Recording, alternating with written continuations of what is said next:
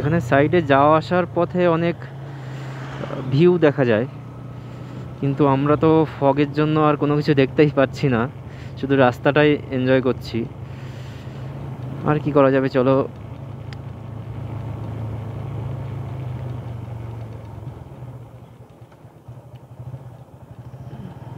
আচ্ছা, আমরা এটা পৌঁছে লেপচা জগৎ পৌঁছে গেছি হয়তো, খুব সম্ভব। হ্যাঁ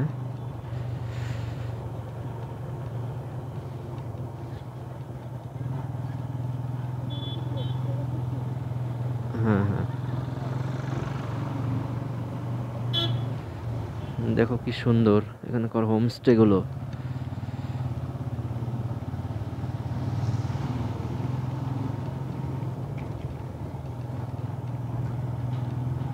তোমরা চাইলে এখানে এসে থাকতে পারো, এখানেও ভালো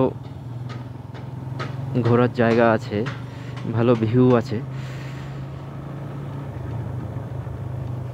কিন্তু আমরা আসলে চেষ্টা করছি যেখানে গিয়ে ওয়েদারটা একটু ভালো পাবো, ফগটা একটু কম পাবো, বৃষ্টিটা যেখানে হয়নি। কিন্তু সেরকম কি তো সকালবেলাও মোটামুটি আমরা যে হোটেলে ছিলাম সেই হোটেলের ম্যানেজারকে দিয়ে ফোন করালাম দু এক জায়গায়, যে ওয়েদারটা কোথায় ভালো আছে।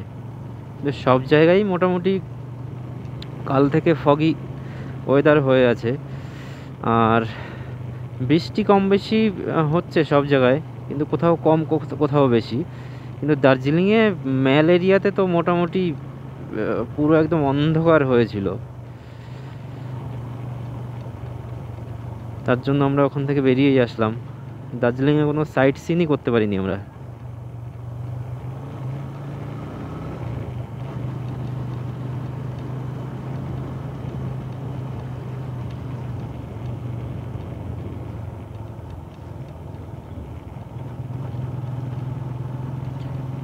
চলো, তাতে কোনো সমস্যা নেই।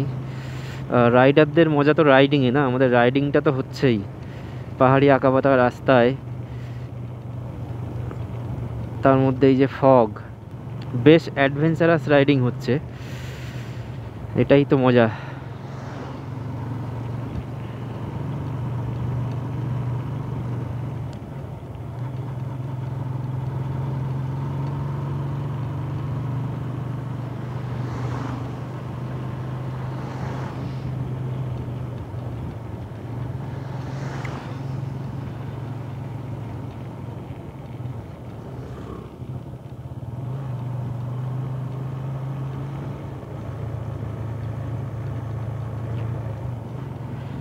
আর ঠান্ডাটাও ভালোই লাগছে।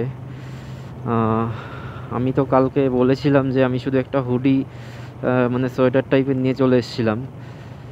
আর মানে হাওয়া আটকানোর মতো মানে উইন্ড চিটার টাইপের কিছুই আনিনি।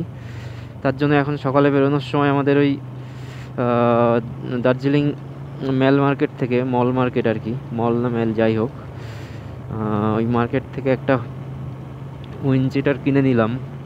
সেটা পরে গায়ে হাওয়াটা কম লাগছে, কিন্তু যেহেতু হাতে গ্লাভস পরা নেই আমার, কারণ যেহেতু তোমাদের জন্য এই যে ভিডিও করতে হচ্ছে, কখনো অফ করতে হচ্ছে, অন করতে হচ্ছে, তার জন্য গ্লাভসটা আর পরিনি।